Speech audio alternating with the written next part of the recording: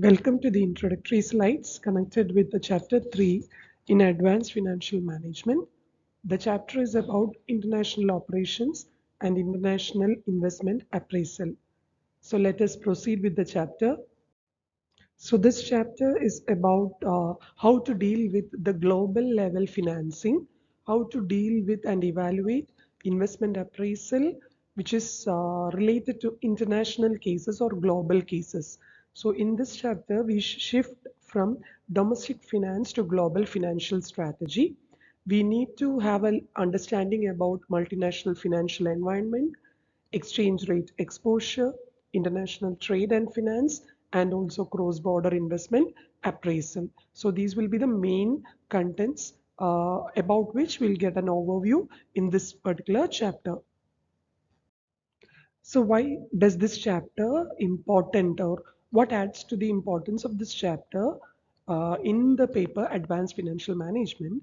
As we all know, in today's globalized world, capital moves freely across borders. There are very limited and very low barriers in the free movement of capital. Capital moves in the form of foreign direct investment and foreign institutional investments. Firms can raise funds on an international basis. They can raise funds using all the international sources. Projects will generate cash flows in multiple currencies. Exchange rates directly impact the project value.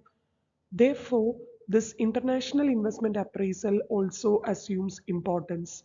So, as future senior financial advisors, you must be able to evaluate global level risk involved, cross-border investments, their benefits and their challenges, international financing choices, again their alternatives possible, their advantages as well as the challenges that has to be overcome. Now, how does this chapter link to the AFM overall objectives? Learning this chapter helps you to assess the international trade and finance, to evaluate exchange rate assumptions, to forecast foreign currency cash flows, to manage exchange controls, to advise on multinational financial strategy. So at an ACCA level, where the assessment in this particular subject will be multifold, it includes you will be given projects for evaluation. At the same time, you will be asked to give strategic advices appraising the international investment project proposals. There are 5 major questions that will be addressed through this chapter. One is, how do exchange rates affect a project's NPV or net present value? Should we evaluate the projects in home currency or foreign currency? What is the impact of inflation differentials? How do exchange controls restrict remittances? How do international institutions influence multinational firms? So, through this chapter, uh, the team of experts help you understand or give answers to all these big questions that emerge before a financial manager when it comes to international investment decision making. These are the 6 main or the key areas which are covered in this chapter. One is about international trade environment, where the chapter examines how global trade systems, tariffs, and cross-border regulations influence multinational business and operations.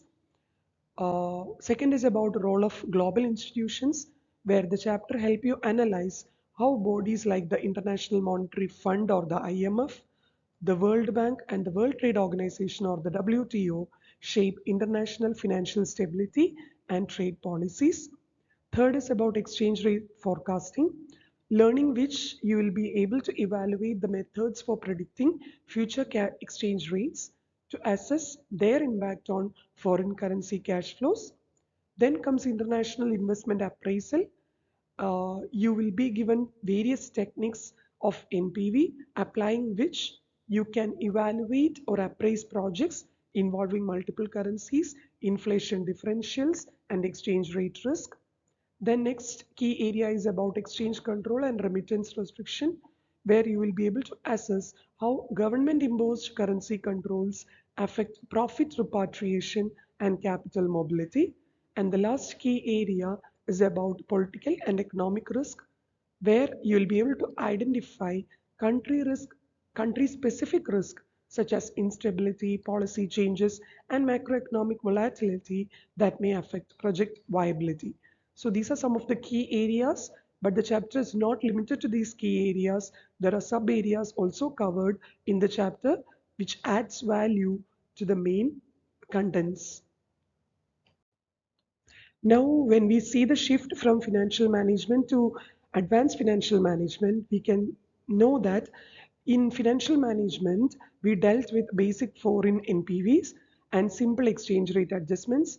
At AFM level, we have to deal with multi-currency forecasting, inflation and parity relationships, strategic financial planning, regulatory and institutional considerations, and where we do not do calculations alone, but we are supposed to make strategic financial judgments. FM was limited to calculations alone, but AFM shift ourselves from calculations to strategic financial judgments.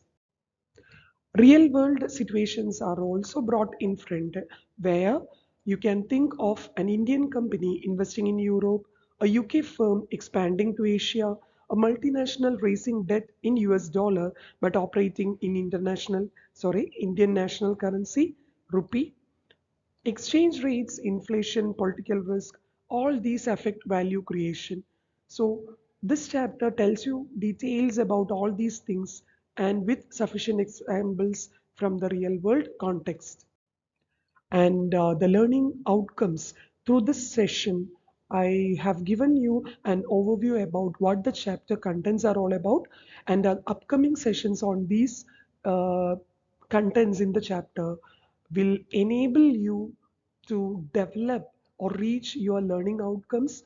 By the end of this chapter, you will be able to forecast foreign currency cash flows, apply correct exchange rate methodology, calculate NPV under different currency assumptions, evaluate international financing choices, and provide board level recommendations. So be prepared to elevate yourself. Your learning mechanisms has to change from the way you learned FM to AFM, from the way we have learned investment appraisals. Now we are switching to investment appraisal at an international level. So let us see how it is going to be. And as I come to the end of this introductory session of this chapter, I would like to thank you for your patient listening. And also, I would like to add, mastering of global finance is not just to pass the examination, whether it is a university exam, whether it is a global level, ACCA, or similar professional level papers, but it is to develop in you an ability to think like a strategic international financial leader. So try to elevate your methodology for studies, try to elevate yourself as a student to a learner level so that the analyst in you starts working out and you have that motive to learn this chapter at uh, a very elevated stage so that you understand the practical implications, you understand how relevant it is. Okay, so let us proceed with the remaining sessions in the class. Thank you.